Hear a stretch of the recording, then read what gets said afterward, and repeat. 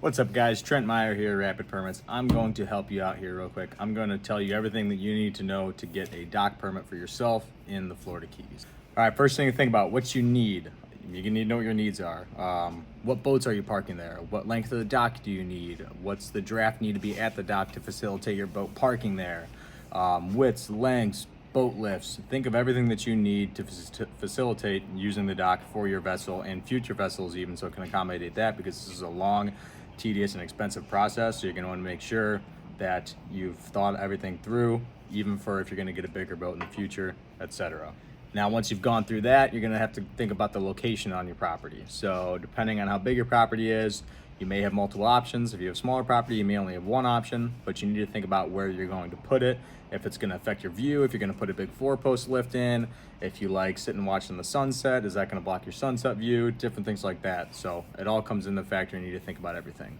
All right, so now once you've gone through the fun stuff, you need to do the next step, which is do your drawings. So you're gonna need to show, to get an aerial of your property, you can get one from Monroe County Property Appraiser. It's gonna show your lot lines.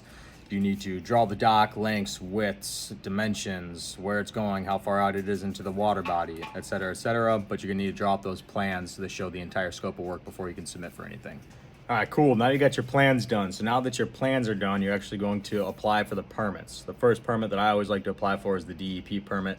It's the easiest one to apply for. They have an online portal. You're going to go to, go ahead and Google this, DEP Business Portal, and then that'll pop up in your Google feed. Click on that. It's going to prompt you to make an account. Then once you've made an account, you just literally click apply, fill out all the information, scope of work, job site address, where it's at, blah, blah, blah, lengths, widths, piling quantities, types of pilings, types of framing, types of decking, square footage over water, et cetera, but it does a really good job actually of walking you through the whole thing to make sure that you don't miss anything.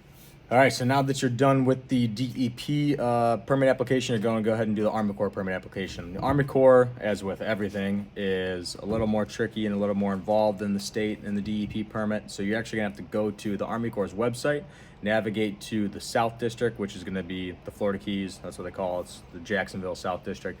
But anyways, what their application form is, it's called an ENG form 4345. So same thing as DEP, but you're gonna have to do it by hand, and you're gonna have to sign this one, scan it in, send it, everything like that. Army Corps has no permit application feature, which is nice, but you're gonna have to fill it out. Same thing like DEP, scope of work, directions, address, etc.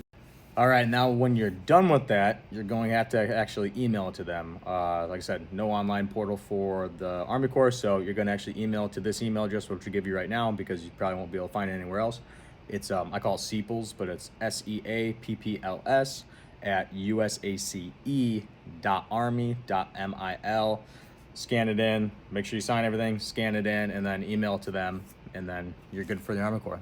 Now, lastly, and the most fun part, is waiting for responses. So you've submitted everything. Shortly, within 2 weeks, you should get a response back saying who your project manager is, what your permit number is, all that kind of stuff. But you're really just waiting for the responses at this point. And once they respond, they're gonna ask you questions, RAIs, all kinds of other fun stuff. But that's how you submit everything. That's how you get a dock permit. So you're just literally, you're gonna start rolling with the punches once they go through everything. And then once you have your DEP permit and Army Corps permit and your plans done, then, once you get those all in hand, then you're gonna give them to your contractor. Your contractor's gonna go to the local municipality and apply for your municipal permit. And that's the whole process. Then you got a dock.